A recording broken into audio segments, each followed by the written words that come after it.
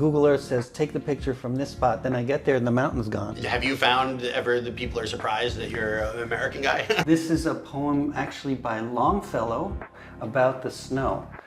Hello everybody, and welcome to Tea Time with Jesse. I'm here in Beijing with my good friend Michael Cherney, longtime American in Beijing, internationally displayed photographer, and left fielder for the Pinyin Minion softball team, which was a big part of my life here in Beijing. Thanks so much for having me over to your beautiful home to look at your photography and drink tea and look outside of Beijing. It's my pleasure. This is what it's all about. That's great. It's really great to be able to talk to you about your photography, because in the scene of Americans living in Beijing, I got a chance to see your photography around at different people's houses or even on display in at the Huntington Garden. Yeah. In California. But I've never had a chance to actually sit down and talk with you about your photography. And we're going to do something a little bit different than normal. Normally we'd start drinking the tea now. But because your studio is 20 meters that way, I think let's first go to your studio, take a look. And then if you're watching on the video version of this, you'll get a chance to look at the actual pieces. And if you're listening to the audio, I suppose we'll skip to the audio part of the interview. Does that sound good? Let's do it. All right, let's go. Okay. So you have a studio in the home, is that right? Yeah, for photography, you don't really need very much space compared to a painter. Most of the time is being outside taking pictures. And so then when I'm editing, it's back here. And you see there's a very long table because the formats that I use are primarily albums and hand scrolls. And so it gives some room to open it up and take a look. Wow, very nice. So what's a normal everyday process for you like here in this home office? It's funny, it's always different. There's, whether it's either doing research, like I could be on the computer using Google Earth, getting the lay of the land of some particular place I'd like to photograph. Usually, or there's looking at books, old paintings, getting themes that were important in painting over the centuries, and then using that almost as a jumping off point for going to see what it looks like now. And with all the change that's been happening over the years, you kind of see what this is a moment in time, and then even though you have that connection to history, and then another generation will look completely different. Wow. So have you ever taken a traditional piece and then tried to just go to the exact same place, exact same spot, see what it's like now? It's like this whole cabinet here, 42 hand scrolls. This is my 10,000 Li of the Yangtze River series, photographed from around 2010 to 2015, from the source to the sea. Wow. If you're dealing with Chinese art history, sooner or later you have to deal with the Yangtze River, the Changjiang. And so that originally, it's been a theme or the subject of classical painting for centuries. And there's one particular painting at the Freer, the National Gallery of Asian Art in Washington, D.C., 16 meters long, supposedly created in the Song or Yuan dynasty, even though they don't know who the specific painter was. Because of it's not only the Yangtze River, it's kind of a painting and a map. And it's got over 250 labels on it of towns, temples, mountains, gorges, things like that. And names change over time, so they can kind of date the painting based on the names. And so this is the thing about, it was Chinese travelogues, paintings inspired by that, you could tell that the person that painted it obviously went there because it's realistic enough. But then you have artistic license when you paint something, like something that has a lot of cultural memory attached to it, like a famous mountain. You can make it oversized in the painting because in the imagery and the mentality, it's bigger than what it is in the actual scenery. Whereas photography, that's not really what you do with photography. And so this really touches on such an important part of, photography never really replaced the true aesthetic of classical Chinese painting because it wasn't about being too realistic. Photography replaced a lot of portraiture, and like we think of in America, there's Hudson River School or things where there's a dramatic moment and you could see the sun coming through the clouds, and you could tell if I set up, this is probably where the artist had their easel, Or if I was here at this particular time of day, this is what it would look like. But Chinese painting, you can be inspired by a certain place, but then the actual painting should really come from the imagination. And all of these components of what makes a rock look like a rock or a tree look like a tree, those evolved as this vocabulary, but then the structure itself was supposed to come from the imagination. Almost to like a, I'll show you when we look at some of the... Yeah, let's take a look at one of your pieces here. There's like, almost to make a point, professors of Chinese art history will say that photography can't really capture the essence of classical painting because it's only a very specific moment. And but I guess my job is to kind of prove that wrong. Do you feel like that's a fight you're fighting, or is it not really relevant to what you think is important about the art? No, it's actually, all it takes one little moment of inspiration, and I think it has been, because I've been doing this for already over 20 years, you could tell that, and it's been used by teachers for students that are studying art. And so I've gotten a lot of nice feedback from younger artists that can take it much deeper than I can, being native Chinese speakers, be inspired by it, by the tradition, and then do something connected to it. Let's take a look. So what are we looking at right here? I figured I'd show you one of the earliest things I did, these albums, and there's a reason for it. Because, other than this being a slightly contemporary design, we're really, this kind of album has been around since the Tang Dynasty for Buddhist scripture. It's like an album that has no back, right? An accordion, like an accordion. Accordion style. Right. And you can get, in any Chinese art supply store, you can get blank ones of these albums. The idea being that you can either, it was used for Buddhist scripture because it has no end, right? You reach the end and you just keep flipping. But also, artistically, you have more freedom. You can do something on one page. You could open up 2 pages. 3 pages, 5 pages. Or the whole pages. thing. Right. And so, if you look at it, you'll see you have these and here on the cover it says, Mu Shi Hua Shan, the eye learns from Mount Hua. So Mount Hua, one of the 5 Wu Yue in Chinese landscape, it's the western sacred march mount, not far from Xi'an, right, or Luoyang. So the image is here that we're looking at are of Mount Hua. But the more we look at it, the more it'll make sense. And so it's a combination of the weather at the time. I tend to do a lot of landscape photography in the winter where there's less foliage, so you get a little bit more of the bones of the landscape. If it's too green, then it looks kind of, there aren't many changes in the image.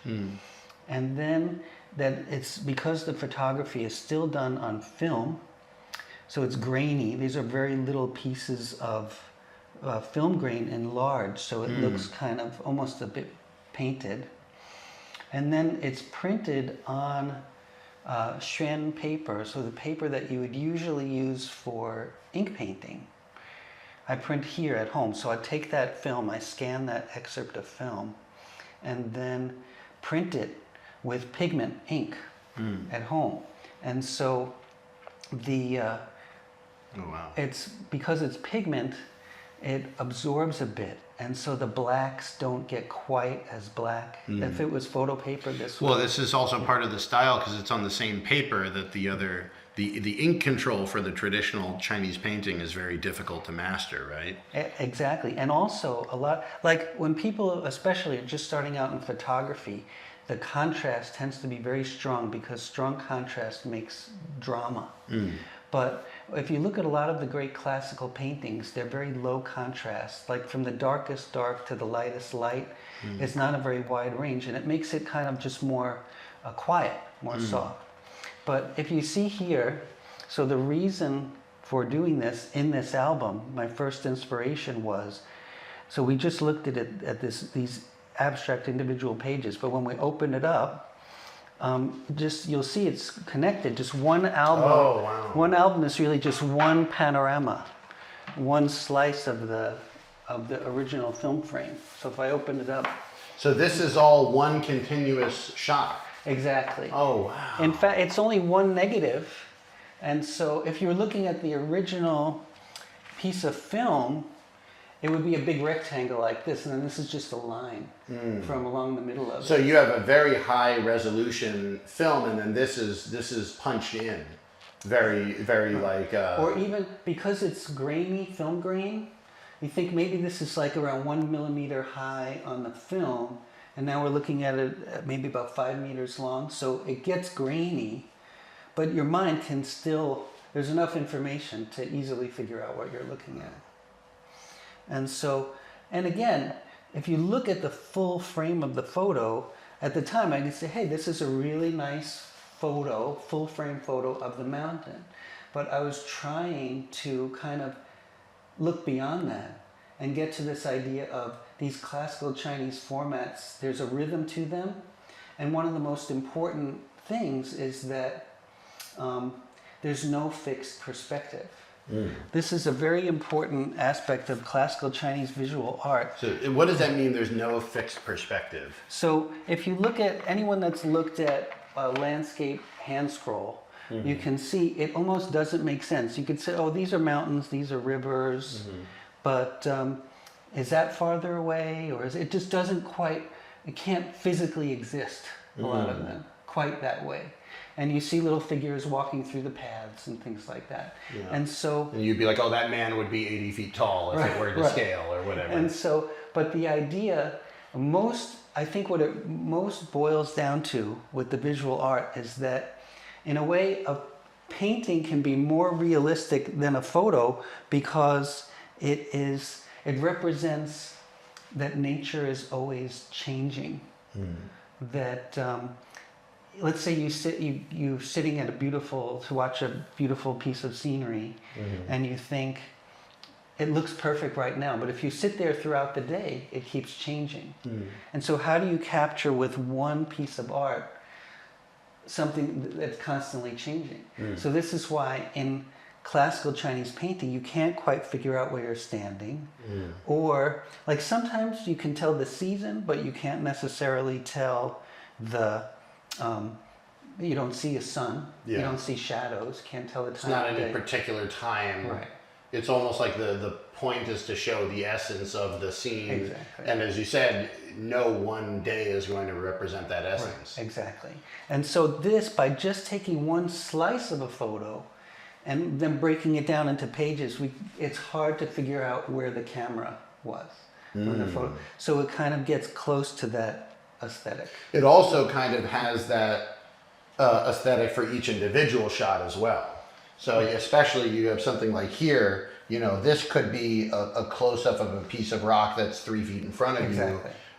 And only in context with this do we see it's actually way in the distance. Right. And in fact, that's why there's a whole classical tradition of scholar rocks and only in gardens, and where people look at those things for inspiration to paint a bigger landscape. So and in fact, I do some collaboration with Arnold Zhang, a Chinese-American painter, and I give him little landscape excerpts. He never sees the full scene where it came from, almost as a starting point to feel inspired to paint around it. And so... Do you feel like when you create these things, this is photography, but are you approaching it with the lens kind of I want to make a photograph, or are you saying I want to use the mechanism of photography to create a painting? It's still a photo. Essence is still a photograph because you can utilize these wonderful formats. And sometimes I just make something to go in a frame, but it's more like a tool for expressing a certain aesthetic. And so it's this aesthetic was limiting the perspective, limiting certain information. There's a lot of voids, empty spaces. in classical paintings, but the world tends to be full. And so through winter or mist or snow, things like that, if someone that's viewing an image has to work harder to figure out what's going on, it's actually more rewarding because you've had to make some more effort to figure it out.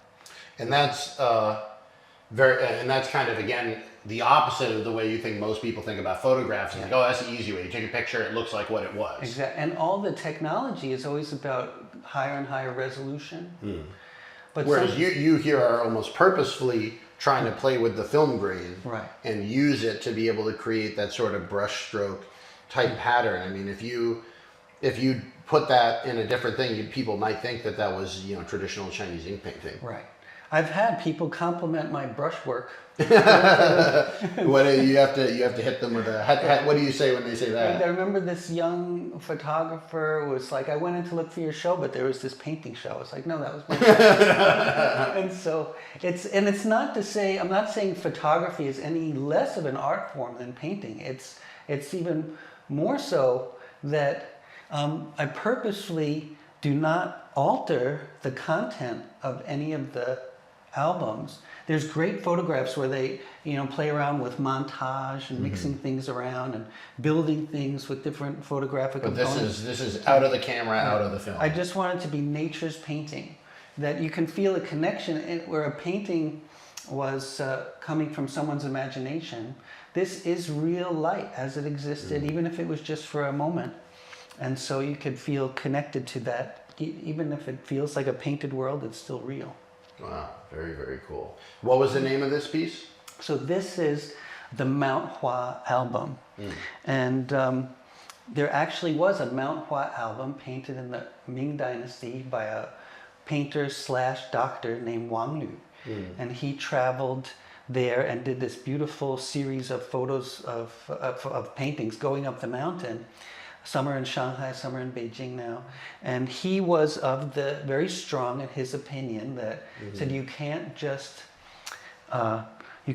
look at books or other paintings. You actually go to the place, you can paint in your own style, but really be inspired by the actual location. So I figured when I was first starting out, this was a very good subject for making a statement with a photo piece. So, and how much of this did you plan when you went there? Did you have this exact panorama in mind, or were you also the mentality like to see what happens? Right. Sometimes I have an idea, I hope this happens, or do the research on Google Earth. Maybe if I'm standing in this spot, I can get a good view. But inevitably, it's always changed, especially China, these decades where there's so much going up and down all the time. And so it just no matter what, despite the planning, just important to stay open to what nature has to offer. Very nice. You want to show us maybe one more piece? Sure. Very, very nice. So you have, how many photographs do you think are in this studio right now? There's hundreds for sure. There's, I'm a very picky editor. Sometimes one year there'll only be 2 or 3 pieces for that year. And this, if you think about it, this album is really just one photo. Yeah. But some works can be several photos together, collection of photos. Here, let's look at a hand scroll. So to contrast, this one was one of the earliest ones. This one was created, the only piece I made in 2020, right around the start of COVID time, where I was actually in early January of 2020, I was photographing in Hubei province, not far from Wuhan. And beautiful landscape of that area where it was it says Canglang Zhi Shui. And this area is traditionally going as far back as like the Chuzi, which is poems of southern China from the pre-BC era, was the area in Hubei. So this is your seal here, right? Yeah. Is that right? So my calligraphy, and that's the name seal, and this is the seal is the name of the series, the Shui Jingji, tracing the water classic, and like some of this is the reason I think a lot of my art, it's more like it's hard for sometimes for private collectors because it's not so easy to display, but museums really like it, universities, libraries, because there's a lot of connection to history, and it's a bit scholarly. And so, because the reason of this whole series was inspired by travel writing about China's geography back from around the 4th century or so. And this place in modern day Hubei is mentioned there as being very muddy.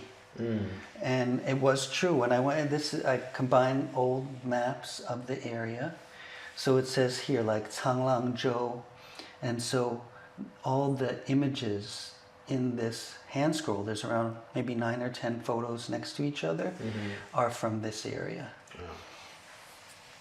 And, do you feel like because it's nature, it really is a chance for us to see what the people would have been seeing when they made the original pieces? not only that, I mean, it's always important. I mean, it's funny you asked the question right when we're about to look, because the you can see here, here's a bridge going up, right? I'll unroll it a bit more so we can see how, even though it's a connection to a long history, I'm still always trying to include some things that are changing right in the moment, because it's such an important part of China this past generation or so, where, and this was actually the first time for me to include some calligraphy in there as well too. But you see here, we can see, here, I'll open up a little more, and I'll unroll it. We've got a barge in there. Oh wow, Yeah. we got more than a barge. Yeah, see here. So this piece, wow. So this is, So this was a bridge going up over the water. You could see this is the same bridge here and here, just from a different angle. And this is actually a dredging boat. And so these, I mean, this was the defining visual in China's waterways, like from the first 20 years of the 2000s, because these dredging boats take sand from rivers and lakes for building roads, bridges, high-rises, right? You can't use sand from the sea because it has salt in it, right? And so it's a certain consistency. And so this particular scene would only be like this for these few weeks or so. I'm sure by now this is Probably all- built. Yeah. And well, it's one of the things I really loved about your stuff is that it really, I mean, here, like these could be pagodas. Right. Like these could be, you know, traditional mountaintop 1,000 years ago, but you look and they're not. They're kind of the pagodas we made. Right. You know, Exactly. like, that was the decision we made when we were like, what are we going to build there? We wanted a dredging boat and a bridge. But you know, that's kind of the nature of modernity, and yet it's just so It's funny that even I can see in the past 20 years or so this unique change in that almost for the very beginning, for the whole beginning years, concrete was like the defining visual of the era. But now, more and more, these mountaintops, when I go to photograph, they have big wind turbines on them or solar farms. They're everywhere. And so, and in fact, it becomes easier for me to get up on top of mountains because there's access roads to go put up wind turbines. And so it may be hard to, I'm sure we all have the memory, the scale of just our lifetime, but I think in that way photography becomes more interesting as time goes by in ways we can't imagine now, when people will reference the visuals of this moment in a different way. What and what is this calligraphy? Could you share us with the calligraphy, what you wrote and why you wrote it? So, like I mentioned, it was very muddy. I was with a friend traveling here. There's our car, actually. And That's great. we were always getting stuck, both our feet and the wheels, and as we went from view to view because it was muddy. And then when I finished this trip and came back to Beijing and was thinking about putting it together, that's when we were stuck at home for COVID. So it became almost a metaphor for me of getting stuck and then start moving again. And so this was actually, I brought some of the mud with me. So there's a little seal made from the mud there.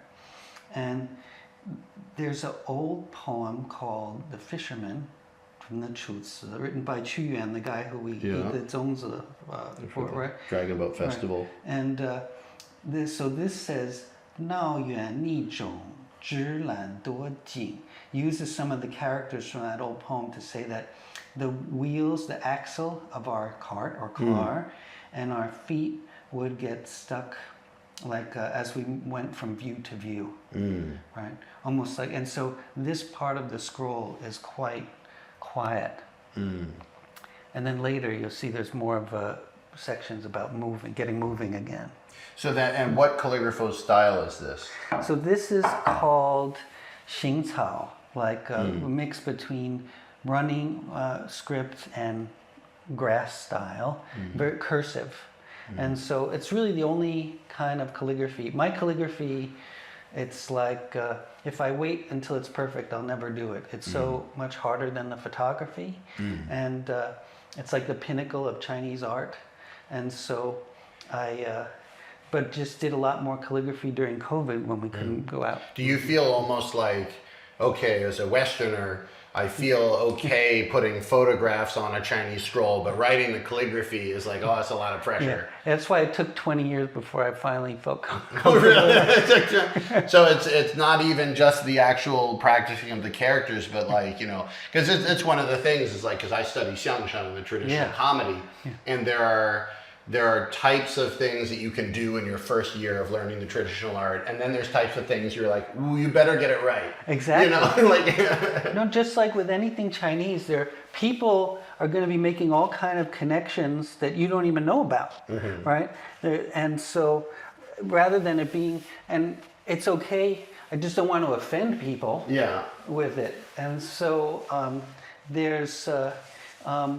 In the very beginning, I thought naively, like I could, include a little bit of calligraphy with but then when you realize how much is involved in doing it right, that I just was very hesitant at first. So even though this scroll, I mean, I mentioned it's the one piece of art I did in 2020, but it's like maybe, I don't know, 13 meters or so. So it's a big one. I like working with hand scrolls because I just show up to an exhibition with a tiny little bag. Yeah, that must be really nice. Everybody else has their big wooden crates full of stuff. And, I love this. Yeah. So these are again just strips from the greater negative, is that right? And you can see how the grainier it is means the smaller the excerpt. What kind of camera do you use to shoot this? I use a tiny little, I could take it out. I'll show you. It's a Leica M6, which is a... I bet all the camera people were probably like, how did you get 25 minutes in before asking what camera was on? No, this is a... it doesn't look like much because there's no, barely any functions on it other than the basics, but it's very dependable and takes beautiful pictures. And so some certain places, like let's say Buddhist grottos or things where they don't really want you taking pictures. You're taking a giant, you know. Especially if it's got flash or things. This is very quiet and I just can take, so. Unassuming. And just need it to be. And what kind of film do you use? So it's just regular 35 millimeter. I use Ilford film most of the time, and then of course it's not as convenient as digital. I don't have the little screen, so you never quite know if you got it till after. And but it means that you can be 100% in the moment, and then once later on, when you're finally able to look at the film, then I've digested the full experience and can see, this image is best represent the experience. So these are all... and this is life on the river and that part of life on the lakes. And that part of, this is very close to, it's called the Danjiangkou Shui Ku, where they start, one of the the transport of water from the south to the north, these canals. And you can, so this is, yeah, you can see like life on the river is, or on the water. This is relatively clear for my photography, not so grainy. Wow, very cool. And so what are these vessels on here? Are these, fishing boat? Is it a... Yeah, they could be boats that people live on, it could be fishing, it could be just for small scale transport. It's so crazy because like this is the sort of thing that I almost feel like if you went back in like a kid's book and you're like, look at the marvelous world of China. Yeah. They would have the scenery and they'd have the boats and they'd kind of look like that, but they wouldn't quite look like that. They'd look a little bit more storybook than like, a bunch of tarps on the Exactly. thing. And yet when you zoom out, it looks exactly almost like that that kind of idealized concept. Exactly. But almost even more ideal because it's real, it's a photograph. Right. It's like if you painted it like this, people would say, oh, you're almost making a statement. Right. But if you just take a photograph, you were just there on that day. And people are not going to use the completely traditional boats anymore because they're not as efficient, not as hardy. And so a lot of it is based on being practical. So what's the next calligraphy? So this here says, 浊祖长廊之水. We washed our feet in the waters of the Changlang, meaning now we're clean and we can start moving again, washed away the mud. And so here you can see we start to get a little bit of movement, right? And then this, I'd say it's the last, but it's actually also the main section of the scroll. Here, I'll do it from here. Because we'll see if it's one very long piece. Let's see, we should be able to open it all the way up. Or Have you ever decided to make a piece shorter just because this table isn't long enough? It's just, and I can only print certain lengths, and then it's up to the mounter to join the pieces together. Wow. Here. Yep. Wow, this is all one piece. Yeah. You see, it says here, Jingcheng, so in the city of Beijing. Gengzi, that was the Chinese traditional calendar year, 2020. Yiqi, during the time of the pandemic. Qiu Mai, so my name. Zhitu Bingji, like gathered together the images and the writing. So it's still, in many ways, it's still a travelogue. Yes. It's the journey there, and wow, look at this piece. Yeah. So this was essentially just waiting for the right weather. Yeah. And again, it looks like it's a very, very wide view, but it's just by the idea of cropping that center line, getting rid of a lot of the sky in the foreground makes it look much wider. Wow. Because I was thinking a lot of times now with the modern panorama, they're stitching different things together, right? So you'll get distortions and at the meeting points. Right. But here there's no distortion at all. And that's and the I guess the trade-off is that it's grainy, but for you that's a feature, not a bug. Right. Beautiful. So sometimes it's hard for people to completely place because it feels old, but it's very new. Right? Well, this thing, I mean, apart from this bridge, you could be looking at prehistory. Right.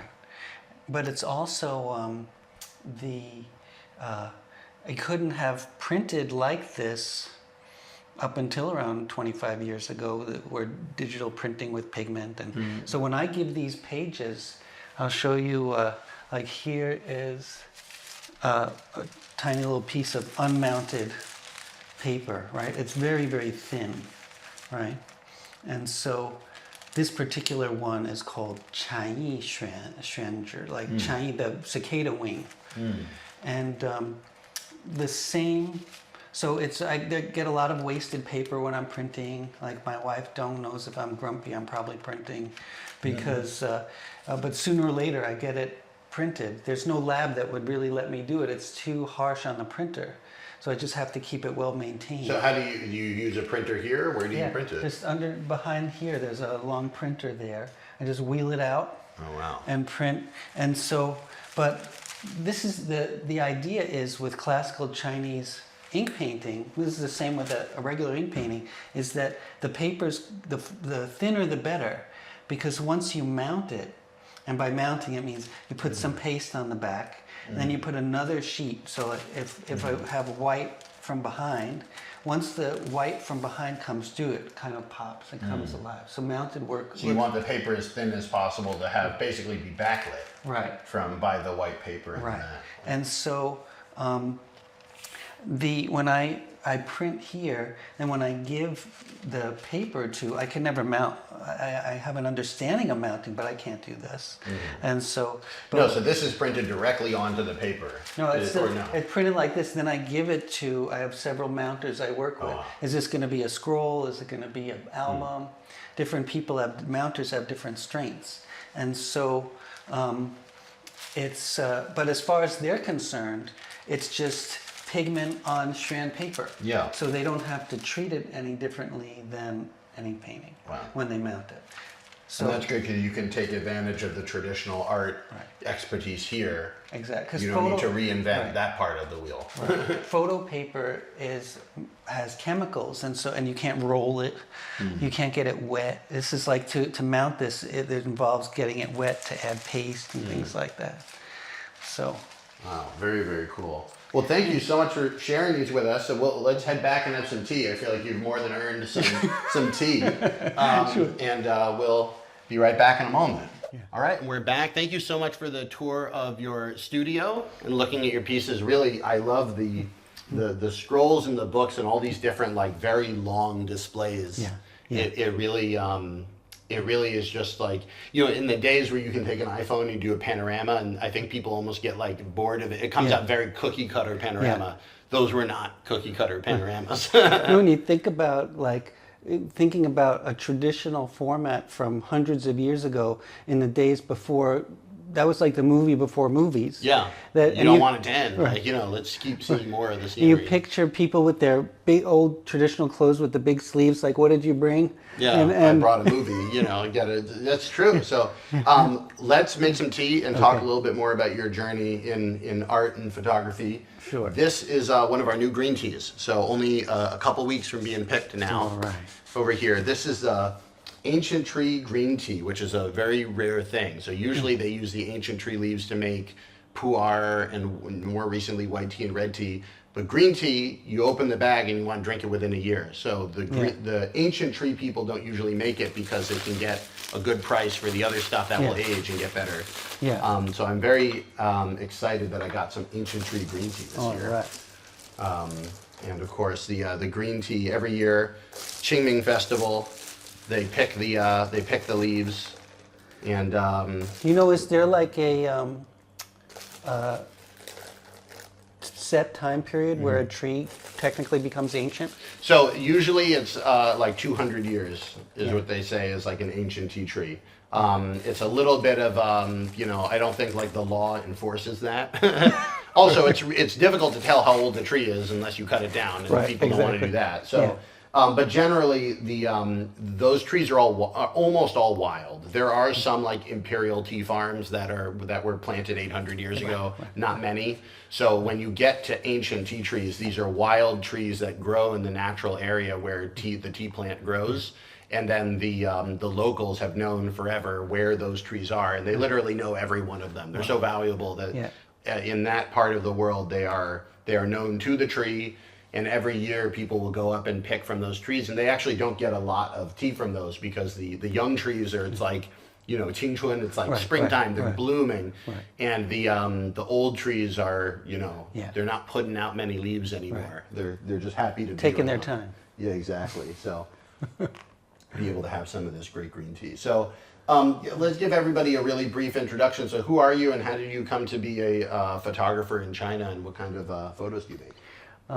So I first came to China in 1991. I had studied some Chinese at university in New York, in Binghamton.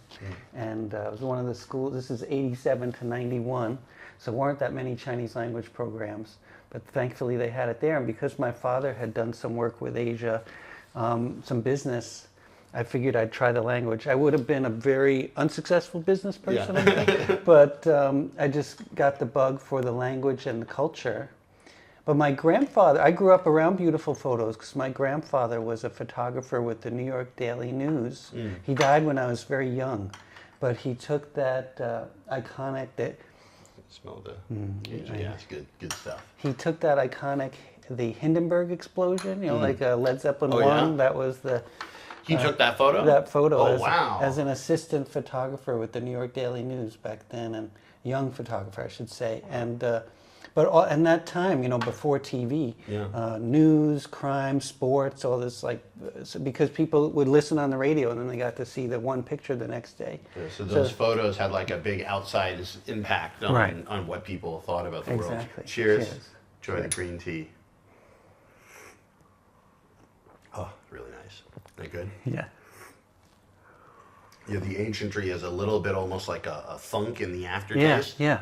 But it's still, it is why it's so interesting. It's still really nice and sweet and light and greeny, like a green tea. Yeah. But then there's like that little extra funk. Yeah. So you kind of had photos in the head. And then when a lot of, not that many foreign students in the early 90s, was people that either were going to work at, people weren't really thinking about doing business at that time. It was more going to work at an embassy or study Chinese medicine or really love Chinese culture. These are the type of people in Beijing Right. who'd be from And there. so when I was, and then actually a couple years into being here as a student, I got sick, and it turns out I had testicular cancer. And like the day I was supposed to start an internship at the commercial section of the U.S. Embassy was when I went to the hospital. I was in pain, and I think that was heaven just kind of being like, they're like, "Zap." get out of the commercial section of the U.S. Embassy. Like, this is not your path. And so, and it kind of like, I started looking back, like, before that I wasn't really into photography very much, but I thought of it as a way to kind of, I had very intensive treatment and then I was cured. And so I was like, this is all extra time. I want to really show that I'm observing what's around me and really appreciating. And so I figured I would try that with photography and photographing what I know, and that was China. And so I didn't have formal schooling in fine art or photography, but I was just very lucky in that I was kind of coming at it from a very pure place, and I very quickly got very positive feedback. That's great. And so for people that may not know, so you've been displayed in many places around the world. You were in the Met, is that correct? The first time I ever exhibited anything was in the Met, which is really? totally opposite. That's not usually how it goes for fine art. I don't know a lot about fine art, but like, so you had a chance to be displayed in all these places, and also within China, you were saying you displayed all over the country. Do you, like, what does it mean for you to have that sort of work displayed internationally? Because it's you coming from America to China, Chinese themes in the photographs, and for people who didn't see the video section, would describe the type of photographs you take. Yeah, well, the subject matter is very connected to Chinese visual art and art history. That was the inspiration behind it. So at the time, at the beginning, I wasn't really thinking about, oh, people will love this, or this will be successful fine art. It was really just a way of exploring, and that I think for people that haven't traveled much in China, it's important to realize that it feels, wherever you go, you're part of this story, this historical story. Like you think about going in the U.S., maybe the Grand Canyon or something, where millions of people go, but you still want it to feel as if it's undisturbed nature. But in China, most places there'll be a stone staircase surrounded by calligraphy by people of note. And so you don't have to be an artist, but you're kind of part of that story when you're there. And so this was, places have accumulated a certain amount of cultural memory. And so with art, you can make these really great connections over a very wide span of time. And it also is very humbling, because you think one artist, one lifetime is just one. If you can place one road on one stone in a very long road, that's already very challenging. You see the accumulation though, because it's like, so the pieces are these long scrolls or folded books, but generally these very long panoramic type photographs, usually of nature. Right, and when people appear, they'll be very small. Yeah. It's almost like Or a your metaphor. car. I remember you had shown the car that you had driven to these really remote areas was in the corner of the thing, and it looks like a bug or something like that. So it's like the nature sort of overwhelmingly controlling the visual space. And then a lot of them are also very grainy, which has this effect when it's also printed on the traditional Chinese paper of creating almost like an ink painting feel. Right. Do you always do black and white? Is that always a thing as well? Because most of the ones that I saw were in black and white. Most of the works are black and white, and I think the general rule, which I kind of learned and followed from the beginning, was that if the color information is important, then include the color. Otherwise, just black and white, where you can focus on the content, and so focus on the forms, and it also makes it a little bit more consistent if you have a series of images. And so it's kind of interesting for people that think of like classical Chinese paintings, mountains, clouds, the sort of the creation of the space around the negative space. This is what I wanted to ask you. I heard once, and I don't know whether this is real pop knowledge or not, but they said in the Western art, we tend to create around the positive space. Put the person and their face first, and then the background is background. Whereas in the Chinese traditional composition style, you first build out the negative space, and then it's almost like you want to have as little in there as possible. Is that an accurate way of looking at the thing or not? For sure. There was a revolution in Chinese painting between like the Song dynasties around 1,000 years ago and the Yuan dynasty a few hundred years later. It's like, I've heard the terms used as either like reductionism or minimalism, or where it's essentially conveying the same information but with less and less strokes. And what happens, and especially you think about if you've seen people paint ink paintings or calligraphy, there's no covering anything up like there is on oil paintings. You can go over stuff. It's just whatever you want to be white, you just have to leave it white. And so you have to think ahead. This is going to be a cloud. I got to paint around it or something like that. And there's no mistakes allowed. And so it becomes this very spontaneous, almost like performing jazz or something. You just and see how the ink behaves. Well, it's one of the things I always found fascinating about the difference between the Chinese and the Western art was in China you have this educational system where it's like study, take the test, and it's very the opposite of improv. But the art is, I don't know if it's almost rebelling against that, but the art is like, I'm going to see if I can find a way to draw 5 strokes and outline an entire scene, and then almost dare people to tell me that was not beautiful. Exactly. I don't know whether that makes sense. No, it does. And it's supposed to be, it's almost like if it's, I guess it would be the same with jazz music too. If it's too contrived, it doesn't feel natural. That you have to be so comfortable that when the time comes that you're actually performing something, you're not thinking about it that much. And this is a calligraphy as well. It's like, as somebody who, I took a calligraphy class during study abroad. The more you think about it, the worse it gets. It's funny, like if you tell somebody, write me a note, they'll write it for you. If you say, write it, but make it look really good, you're like, oh, now you lose control over it. And so there is that, I'm guessing from the way you talk about it, you enjoy that sort of like, improvisational element to taking the photos and finding the spaces. I mean, there's not as much of that once I'm editing. I mean, I look through the photos that I've taken to find little pieces and often get surprised by elements I couldn't predict, tiny little pieces. But more of that improv stuff is in the moment.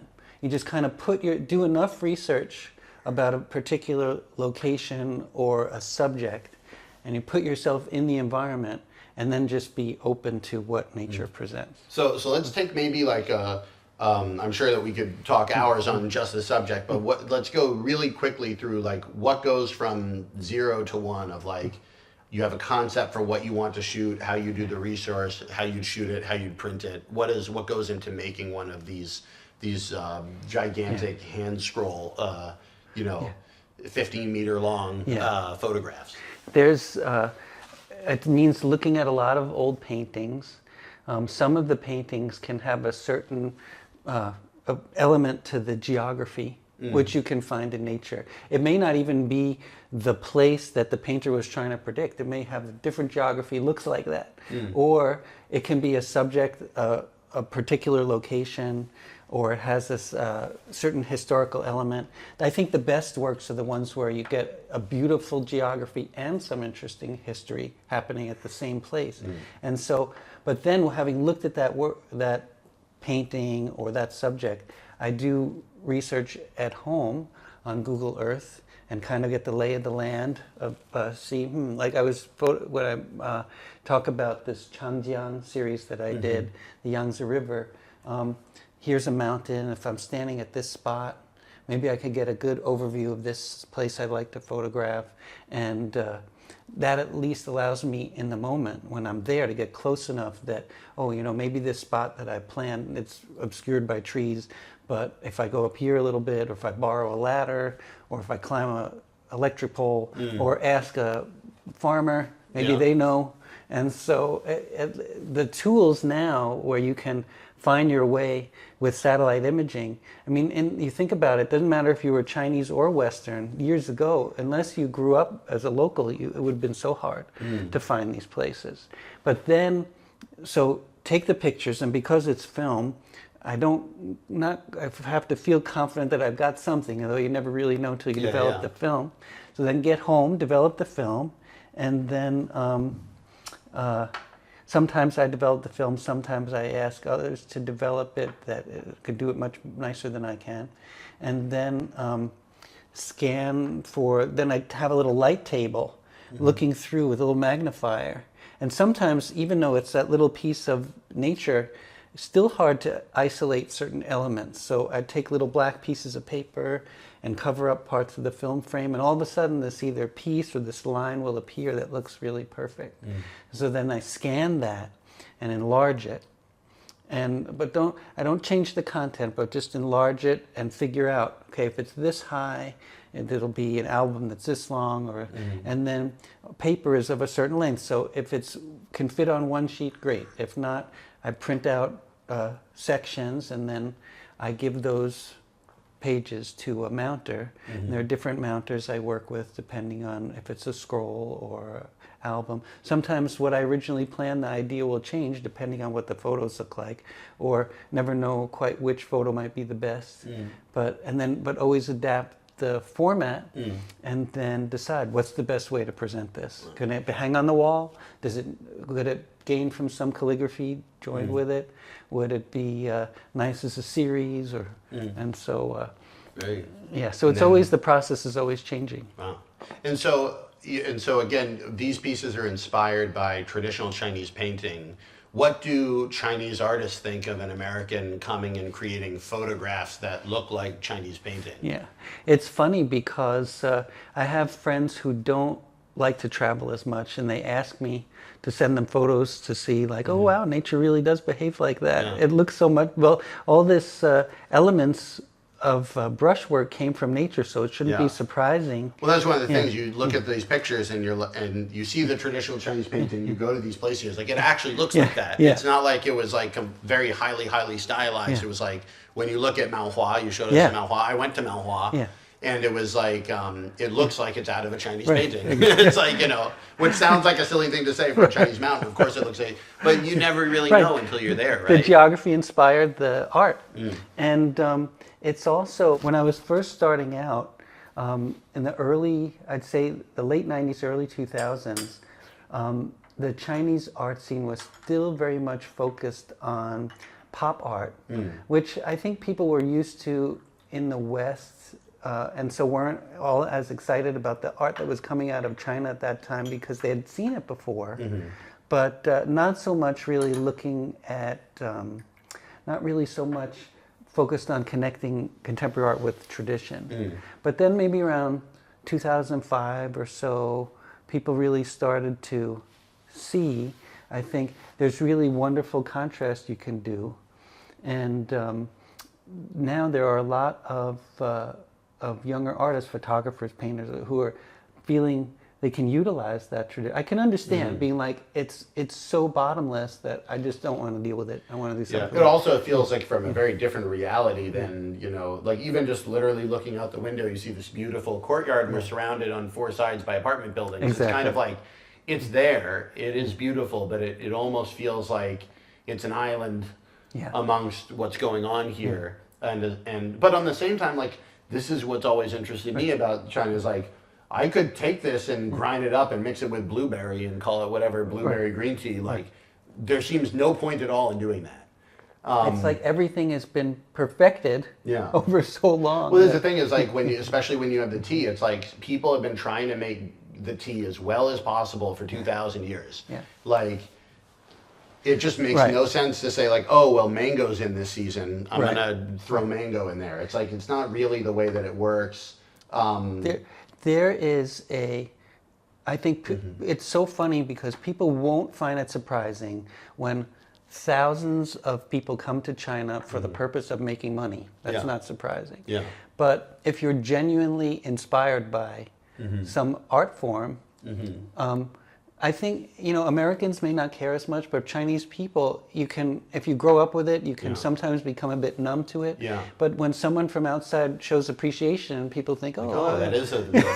I mean, that was the thing when I studied xiangsheng, like, because I originally came to study the Chinese traditional comedy, and I came on a government scholarship, and it was like, oh, the American government thinks it's worth studying xiangsheng, like this, and people really like that. They're like, yeah, I mean, it is pretty good, isn't it? Like, but they don't think about it. I remember I heard once a scholar he researched the Great Wall, and he's like, nobody in China researches the Great Wall. There's like one scholar in China that researches the Great Wall, and it's like, how is that possible? It's like the biggest, like, thing, but you get numb to it. I mean, like, there were periods in Chinese history recently where they were told, like, tear down the wall and use the bricks to make your home. Yeah.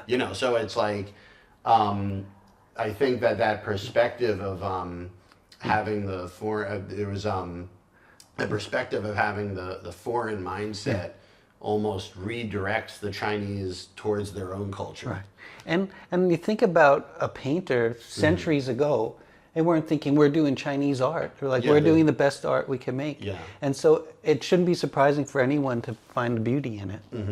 Do you feel like do you feel like there's a difference between the way that Western museums look to display or are interested in your pieces versus Chinese ones? It almost inevitably gets grouped in with either ink art or classical art. The Asian art curators are the ones that feel the greatest connection. Right. In the West, right. Okay. They feel the greatest connection to it. And so, especially when photography on its own, we usually could just put easily something in a frame. And so sometimes I work with photo exhibitions here or galleries, and I have to give them a lesson on dealing with how to handle a hand scroll and stuff, because most people how to don't. display it, right. how to light it. Right.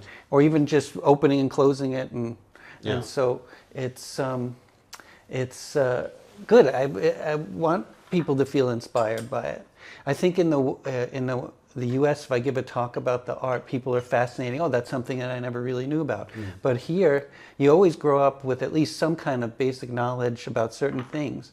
And so if it inspires people to look at it more, then great. That's great. I think, what you were saying about the perfection over time, I remember my calligraphy teacher who, it's a little bit easier to write with a little harder brush than a softer brushes are for people that have more expertise. And I remember him saying, the best hard brushes are made from these few hairs at the end of a tail of a wild weasel. And I was like, what if it's a weasel I raised myself? Yeah, no, a Hutong weasel. It has to be a Hutong weasel. It has to be running like through your air conditioning duct or whatever in order for this to work. And so it's like everything has been tried. Yeah, but that's the thing. Is like that's when you hear something that specific. They tried all the other animals. They tried, what if we do this? Like, is there hair on a turtle? Let's figure it out. Like little ones, you know. I don't know. Maybe there are, but they've gone through everything once before. And so I think I always say like the way I look at the tradition is like the tradition, like if we're just a slave to the tradition, we're not really doing anything interesting. Right, exactly. But the question is not whether the tradition is right or even whether the tradition is better. For me, the tradition is like, it's almost like a compass. It's like, look in that direction. Right. There's probably something pretty good in that direction. You know, why is it that people use the lidded cup to make the tea when you could throw the leaves in a cup, or you could even use a pot? Why does this second method exist? And, you know, for me, this whole nature of being able to, you know, have a whole process of being able to pour the tea, be able to see the tea while it's steeping there, be able to manipulate it to do what I want to do, having the moment of being able to go there and back and there and back, and then being able to come out with, you know, the end of a process to create the tea. I enjoy this a lot. And so even though I like teapots, and I have a couple teapots, of course, I find to come back to the Gaiwan method of tea making, because it makes it feel like this is more than just a, you know, we're throwing back drinks sort of thing. Right. The great Chinese-American painter Arnold Zhang was a close friend. He likes to stress that people tend to associate the word tradition with old, but it's actually the past, now, the present, and the future. This is going to be tradition now for people that are yet to come. And so it's keeping it going, and it always evolves. Right?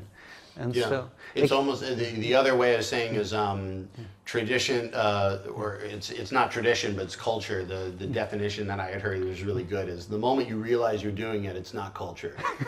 So it's like we shake hands. Why do we shake hands? You know, that's a weird thing. If you're an alien, you know, why don't we bop heads? Why don't we touch elbows? We did that for a while. You know, the moment you start thinking about like, I'm going to be this type of handshaker, you kind of left the culture aspect of it, and you're doing something else. And so that was the thing that I really liked what you said about the people from the past that had made this format.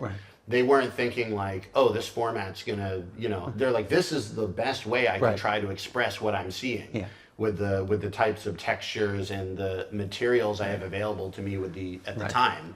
And so, like, do you believe if you had one of the traditional painters who made this sort of ink painting style, if they were given a camera, do you feel like they would just use the camera? Yeah, I think it's like, it's another tool. It doesn't have to be, must be a brush. There were people that used all kinds of tools, whatever they could, to convey that aesthetic. And so it's, and then it's so nice because you can feel a connection, a kinship to people that is such a different reality. It's like what before the U.S. existed, you know, and so, but still feel a connection from it. So. It's and so if you show these pieces in museums, what's kind of like the process of getting put up in, say, the Met? Like, what do they do if they want to? You get a call in the middle of the night because they don't know you're in China, and they say it's time. No, well, it turns out in retrospect, not really knowing, I was always someone who was never shy about seeking advice, and in the beginning, I would share these experimental pieces with art history professors, with professors. When Dong, my wife, was at UCLA, we were in LA for a few years, and I shared some of the preliminary experimental albums with Li Huishu and Lothar von Falkenhausen, the two Chinese art history professors there. And they were so moved by it, and I wasn't really expecting that. I just to get some feedback, and like, oh, you got to call this person, call this person. Like, you got it. And, you didn't know it, you had it, but they're like, you got it already. Like, there's something here. And what I realized later is that when a recommendation comes from someone in academia, it's different from a gallery because you're not talking about something commercial. Anything. Right. They really think it's good. Right. And so museum curators were happy to meet. And so I just very quickly had some very positive feedback, and it took away the like the bad kind of pressure of having to push a lot, and it made the good pressure of just making sure I do good things, continue to do good things. It's almost a little bit like publishing. It's like I've been trying to go through the process of selling a book that I wrote about my time studying xiangsheng. Yeah. And I asked the editor, I was like, what's the worst thing you can do if you're trying to really get the book done? And she said, the worst thing you can do is try to sell the book. Right. You know, like don't write a book you think is going to sell. Right. You know, write a good book and then try to sell the book. You know, and exactly. it's probably the same thing with photography. If you were like, what's in this year? Like, you know, Right. people want to talk about the mechanization of the Chinese economy, and then It's like how can you have a long-term vision if you're thinking about you know, how does it rank in the auction or something like that? And so I always felt a bit. There are some artists that love it, but I was always a bit uncomfortable. Like, oh, I should be pushing more. But I kind of learned that there's really nothing you can do other than just share your stuff with passion. And it's not, and you find your audience. Some people will respond, some don't, and some people may think. Not say anything, but then years later they think, "Oh, remember years that?" later it comes up in their mind again, and it's And exactly like, what it would be they want. perfect for this event or something. Yeah. And so it's in that way it makes it it's just to be released of any expectation. And that way you can. I remember also my calligraphy teacher saying, if you make this piece of art purely out of passion and joy, and compare that with thinking maybe someone will buy it, then you're not going to hold the same standard. Like, oh, this isn't quite my best, but someone may buy it or something. And so it's just a different mindset. Yeah. And so speaking calligraphy, so you also do calligraphy. The calligraphy on the work was your own calligraphy. And you had mentioned when you were showing me the works that you had basically waited 20 years to start putting calligraphy onto the painting. So give us a real quick description in Chinese painting of how painting and calligraphy fits together in the first place, and why did you feel that you needed 20 years in order to start writing on the paintings? There's the term that they use in Chinese visual art is the sanjue, the three perfections. And so a painting, calligraphy, and then the poem or the text, the content of the calligraphy. Ideally, not everyone did this, but some artists could write their poetry themselves, and so I always respected, at least with photography, I could reprint something, and like as a painter, you've made this beautiful painting. Now add the calligraphy, don't mess up.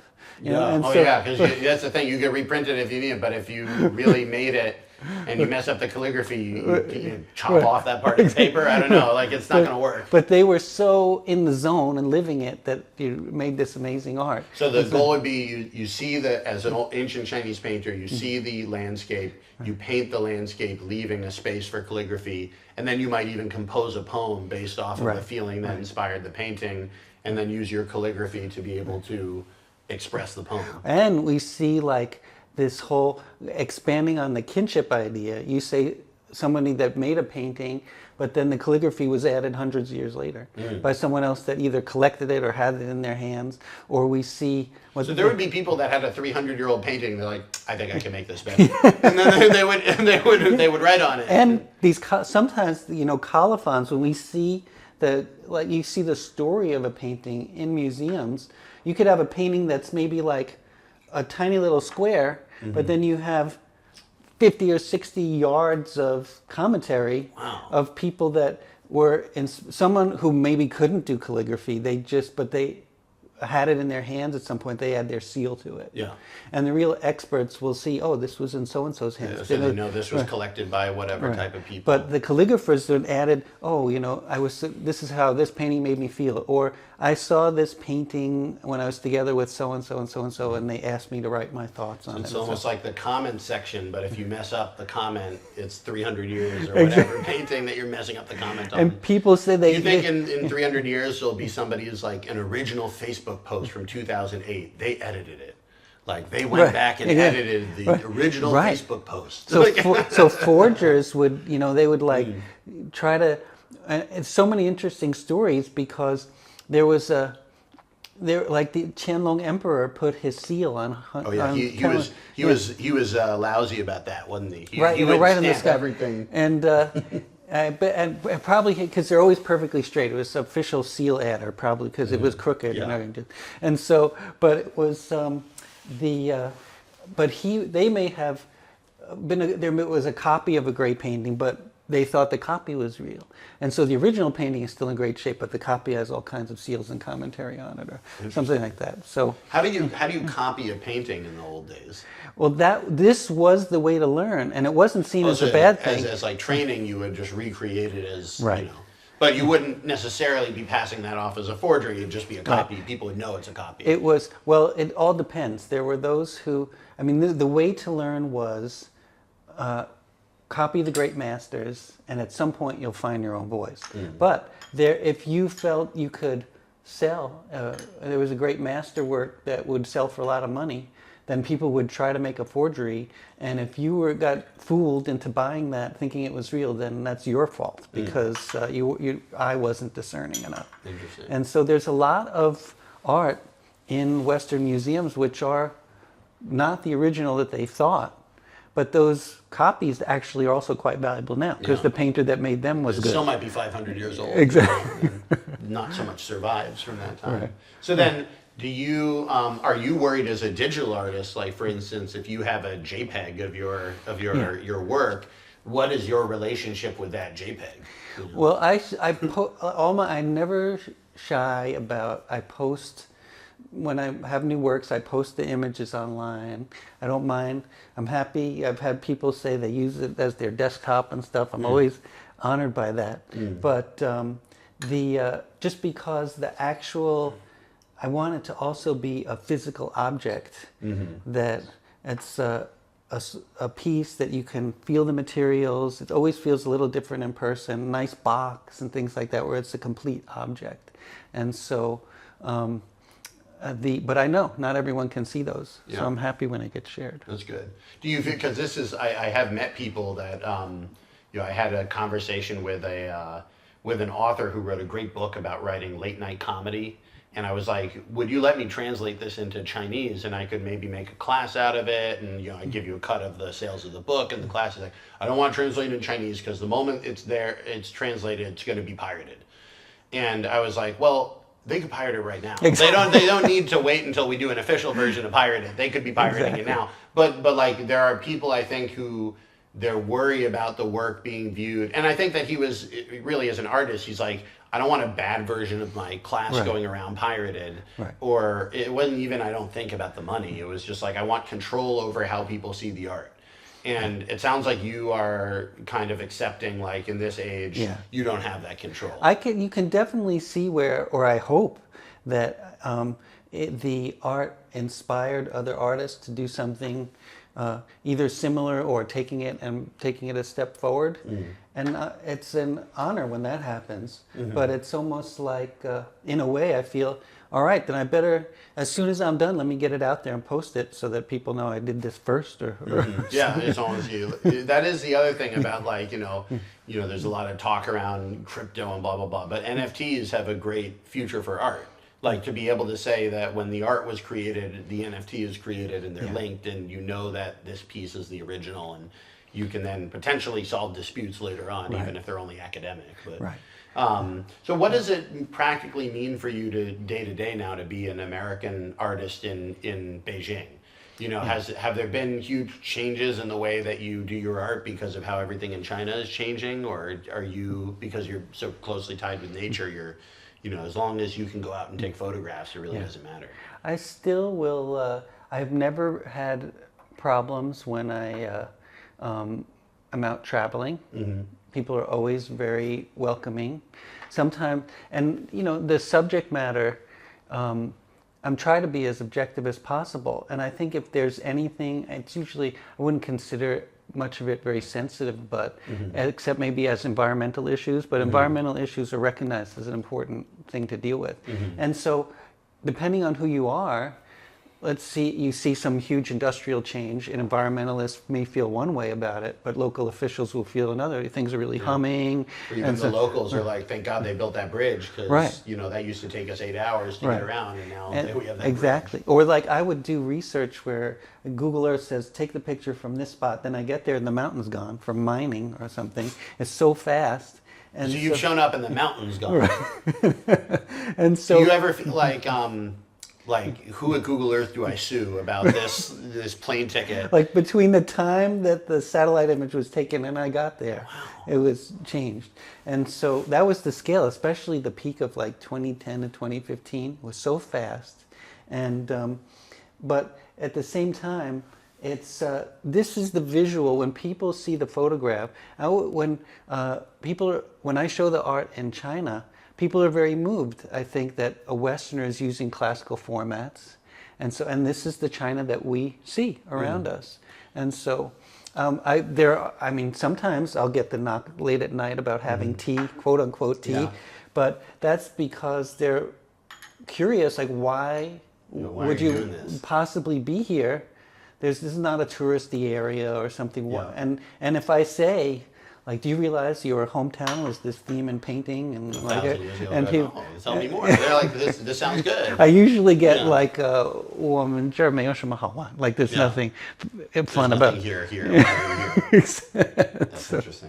Well, it's kind of, I think that it's almost like they've decided themselves whether there is or isn't value there. And in some places they have decided there is value, like, if you go to Chufu or like the hometown of Confucius or even, I watched actually on an airplane because I had nothing to watch. I watched a piece about somebody who went around and looked at all of the different poems by, I believe it was Du Fu, and like where he had gone in his life and the scenery there, and everywhere that he had spent even a year, even a tiny island, they're like, oh, we know that Du Fu was here for a year, like, they're and like, it's become Disneyfied almost. Yeah, and that's the interesting thing about it is that the I had this moment when I was looking at one of your pieces. You have this, the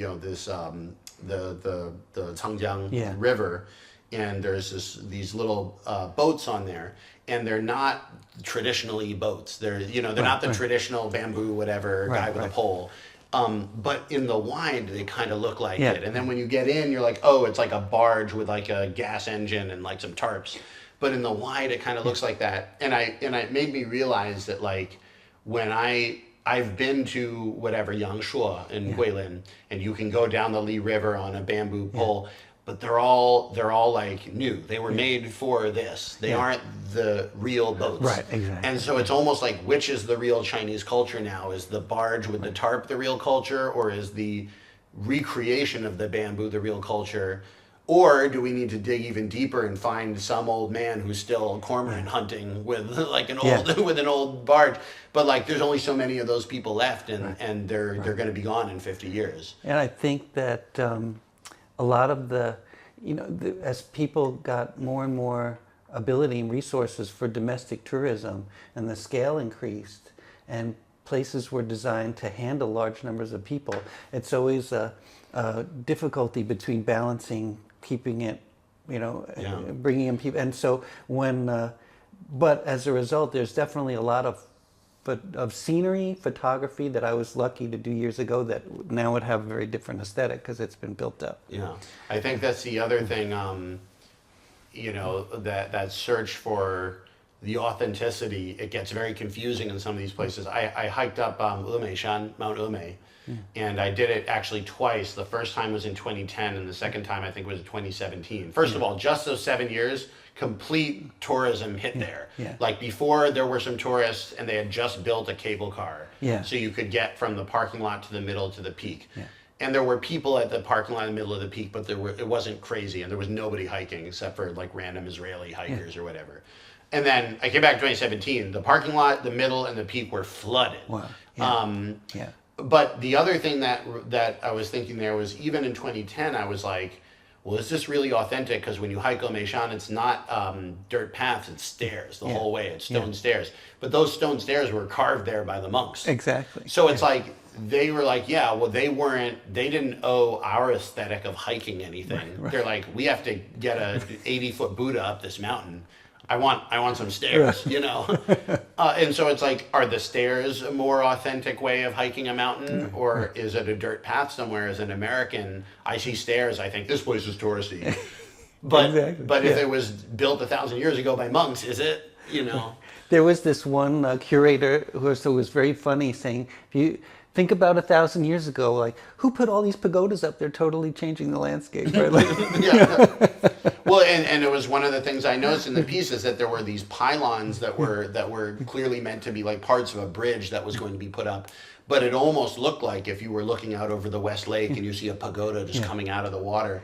And the interesting nature about your photography is because it has that grainy quality to it.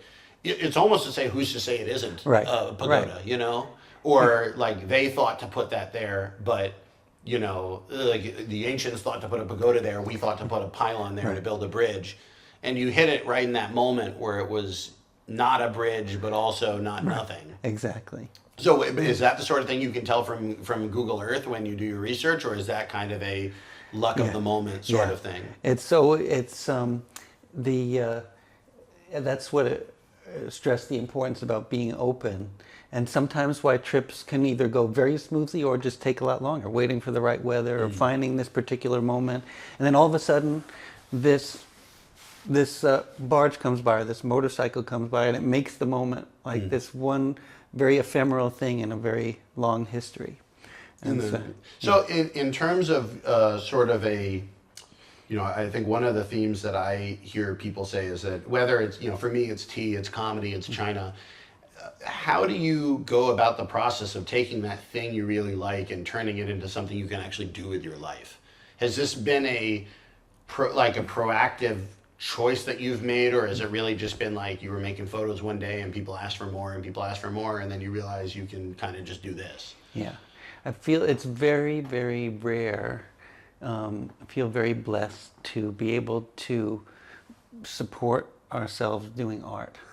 And so somehow it's not very predictable, but we've been able to do it. And living in China has helped too, in that it's not only the source of the inspiration, but it's more affordable. And to be able to, that would make a choice of being here because I can survive as an artist. Yeah. And every once in a while, nothing will happen. We start to get nervous. Then someone will call and say, this person said I should see your art, and just share it. And somehow, over the years, we're able to get Make by. it work. It's good. And so I And it feel also very happens. lucky. It also, I was saying, we were talking earlier, helps to be here early because, like, you know, some of this places, beautiful view you have over here of the I guess now the Torrentong complex. But like, you know, this is the sort of place that if you move to Beijing now, you just can't get. Right. You're like, not even a money thing. Like, you just can't get them. Who could have imagined at the time? I mean, we would have thought to spend as much on housing as possible at the time if we had known. Yeah. But we were very lucky. At least we knew we were here for the long haul, and we still don't have any plans to leave. It's home, and so and it's so just like the U.S. Even 20 or 30 years traveling around, I feel like I barely made a dent because it's just too big. Yeah. Well, that's the thing is it's too big and it's too big even physically, but once you take into account history and time, you know, I almost think that it's one of the reasons, like one of the things I have a pet peeve in the comedy scene right now in China. It's a little off topic, but you'll see. But so I studied the traditional xiangcheng, two-person comedy. And recently, two-person comedy has come back into style in the underground clubs, but they're not doing the Chinese crosstalk. They're doing manzai, which is a Japanese version of the Chinese version. Wow. So they have chosen, rather than to take on the enormous weight of dealing with the history of xiangcheng and innovating it, to say, we're doing Japanese comedy. In Chinese, never having been to Japan, not really studying the Japanese comedy, it looks pretty damn similar. But I was talking to people backstage, and he's like, well, yeah, this is like, no one wants to go and do bad crosstalk and try to innovate that style. It's better to say I'm doing something completely different and avoid the sort of, you know, the peeping, like, you know, getting told off. You've taken that on in terms of like you've mounted in the traditional way. Yeah. You've now written your own calligraphy on the pieces. You know, and that's a very vulnerable thing for people that don't know, because if you make this beautiful photograph where you're really trying to make a world-class thing and your calligraphy looks like a first grader, no one's going to take your art seriously here. Right. And in a way, when it comes to calligraphy, I'm giving a little bit more leeway because, oh, this is a Westerner doing it. But this is why I waited so long. I don't want it to, I don't stress my identity you so can't, much. You can't, and the same thing we do in the traditional crosstalk, like you can't allow yourself to take that easy out. Right. Because if you do, the whole thing just isn't art anymore. Right. It's some sort of like, you know, is like Disneyified, you know, whatever it was you were saying, like, you can't do that. What made you finally decide that you were going to take the leap and start writing the calligraphy on the works? It was really when we were stuck at home for COVID and couldn't. It was great for painters, not so much for landscape photographers, not being able to travel. And so I just had more time to practice. And then I know, like, I may have a beautiful character and then the next character will have a mistake, but I may not even be able to recognize it. And the true calligraphers, some friends of mine will always say, you know, this could be stronger, but otherwise I would never do it. How do you take that note though? Because like for me in comedy, like I had to be very vulnerable and say like, I don't get why that joke is funny. Or even maybe I say something and people don't laugh and then I have to go to my other comedian friends and say, I don't even know why they laughed. But at least I heard the laughter, at least I can judge like it actually did work. But with the calligraphy, I would feel like it'd be very easy to get defensive and like, I think it looks good. And they're like, no, it's not good. I'm like, how would you possibly know? My calligraphy teacher, when we first started years back, he would have me write something. He'd say, go home, write something. I write it a few times. And he'd say, put a little sticky note on the back of the one or the ones you think are the best. But then we'll hang them up and we'll see if we have the same opinion. And then if we didn't agree, he would say why he thought this one was the best or why. And so, and it's so you're kind of training your eye at the same time. But I remember speaking to this calligraphy presser at the Central Academy, and I said, because millions of people do calligraphy, and I said, what about the 20th century? Like, how many calligraphers from the 20th century will people be looking at textbooks? And he's like, maybe 3 or so, you know, because to reach that level.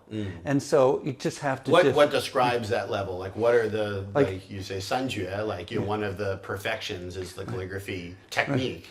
Right. What is it in calligraphy technique that makes you become one of those people that's going to be remembered? It's like, it's the same as like what makes a great jazz musician or something. They just obviously have such control or such, and this is a unique style, and very recognizable thing that they have created, right? And so, and you can instantly recognize this person's calligraphy, that person. And so it's just, there are many great calligraphers, but this was at a time when people were writing with a brush from when they were 3, you know, and now you have to specifically like take your time to sit and so a lot of the great calligraphy pieces from history are letters to friends and something, because they weren't thinking about making art. Yeah, well, it's like in jazz, the last thing you want to do is be thinking about it. You know, you want to. It's funny you'd say that, because the technique of it is very different. You know, do you think that we're going to see, like, you know, I mean, photography is still historically relatively new, but like, you know, the youngest generation has grown up with a smartphone camera and like, you know, f-stop control and, you know, lots of different black and white filters. Do you feel like we're just going to see like a booming of new photography styles from all these people that have been with a phone since they were 4? Right. And tools that we had that never, all these new tools that come available, it'll keep evolving. I don't know. There's, it's just, I have no illusions about, I do the best that I can. I'm also not a very good promoter, and so I know that from teachers using it or from people seeing in exhibitions, they see the art and they see Chiu Mai, my Chinese name, but they don't know, is that an old guy, is that a Japanese guy? Well, that's the interesting thing is you go by your Chinese art name, so they may not know that you're American. Right. They know Chiu Mai, but they don't necessarily know from the work. Right. Have you found ever that people are surprised that you're an American guy? This good friend, Taka, also a very accomplished photographer. He brought me, many years ago, he brought me to the home of another photographer in Shanghai at a time of a photo fair. He's like, oh, he brought some foreigner. And then he's like, this is Chiu Mai. And they were like, oh, yeah. We know Chiu Mai. They That's know funny. the art. And so. That's cool. That's the thing I don't have that ever happen as a comedian. Exactly. People see it in the beginning. It's, I get that when like cab drivers, I get into the cab and they're like, are you 7691? I'm like, yeah, it's me. Oh, wow, your Chinese is great. They call me on the phone. They're like, oh, I'm going to be late. And I'm like, quiet, And then they're like, oh, this angry Chinese man was actually an American. Great. No, that's great. So while we're on the topic of calligraphy, you had mentioned that you might be willing to show us one more piece, which is the bilingual calligraphy bit. We're going to go and take a look at that in just a moment, but for the people who are on the audio podcast, could you give us a little bit of a pre-explanation of what this piece is and how you started doing bilingual calligraphy? What even is that? Well, what happened was right at the end of COVID, I did this very personal calligraphy piece, a scroll, where my wife and I worked together, this beautiful poem by W.S. Merwin, American poet, that I felt really described my artistic process. And certain rhythm of the poetry was very hard to translate into Chinese. A lot of these connecting words like and the and things. So I was like, let's just leave them. And it actually ended up, people really responded, this beautiful visual, like you have the characters and then these few English words thrown in there. And after COVID, the first trip back to the US, and I was meeting a lot of people that have been away from years, and especially friends from China who had gone to the US, worked very hard to study, find a career, find a path forward, and we're in a very new, challenging moment because of a lot of the unnecessary kind of tension, between political tension that's occurring. And so people that feel, am I not as welcome in the West as I originally thought I would be, or there are challenges. If I come back to China, what kind of challenges will I face with my career? And so I wanted to create some art for people that refuse to take sides and like live in that in-between space. And so I just started taking these, and also makes it a little bit easier for finding my own calligraphic style. And it's still very experimental, but just there are certain visual elements that Chinese characters provide that you can't have in English. So how could you change a poem or a piece of prose by having certain keywords become a character now? And so there are a few pieces now, and I've been very moved because people find an emotional connection to them, especially the way the bilingual brain works. And so that it's for the people that can appreciate that, great, and people that can't, then they feel guilty or inspired to learn more or something. Well, it's kind of, I think that especially being a bilingual person in America now, there's this effort to kind of squash that aspect of yourself in public. You speak whatever you want at home. You're not going to get, moved out of because you speak a language at home. But when you go into public and you're in an interview or you're displaying your art, unless the thing you're trying to tell people is it's bilingual, it's really hard to make bilingual works. And so that was one of the reasons I connected with it.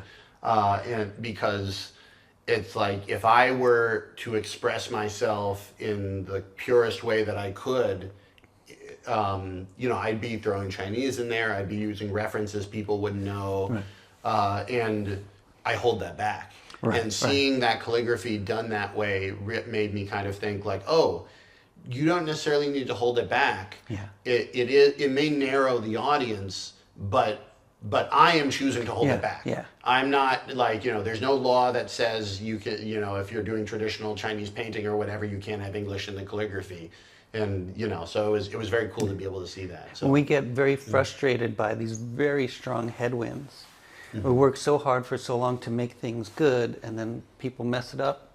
And so even if it's just a little bit, I'm like, I gotta. Well, this is the thing. The question is, I think that's the question for this era for people that are like, if you're not interested in conflict, what is the way forward? Because it's certainly easier in both sides to take a side. Yeah. And I see it on my T channel. People are generally pretty chill on the T channel, but some people will say like, "Oh, I'm not going to buy anything from China," Right, or right. whatever. And I'm like, "You're doing that to yourself, Yeah, you know, yeah. because China's a big thing. It's been around a long time.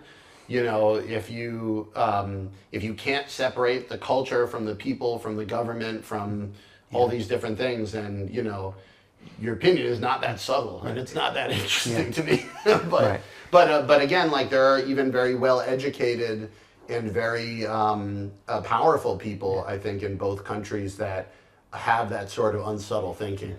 And I can say very safely that after, coming, 33 years ago and still barely feeling like I know anything, if you think you know China, you don't. Because it's just, no, the one professor said, the more I learn, the more I realize, the less I know. Because it's just too, and it's so rich. And so it's, thankfully the art is evolving in that direction. That's good.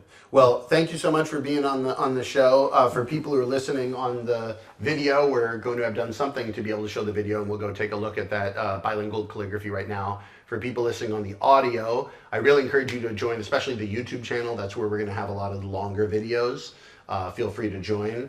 And for people who are watching the show and don't know, I'm Jesse. I'm your tea guy. All this tea, the 2024 spring green tea. We have 4 different spring green tea options that are on the website right now. The tea sets are all on the website. This is our basic Gong Fu tea starter kit. If you want to get going with tea, I have everything you need to get started. It's all right there. Support the channel, have great tea, and invite great people over to talk while you do it. So thank you so much. Is there any place that people can follow you, or that you want to send people if they're watching and want to know more about your stuff? The website is just Qiumai. The pinyin of my Chinese name is QIUMAI.net.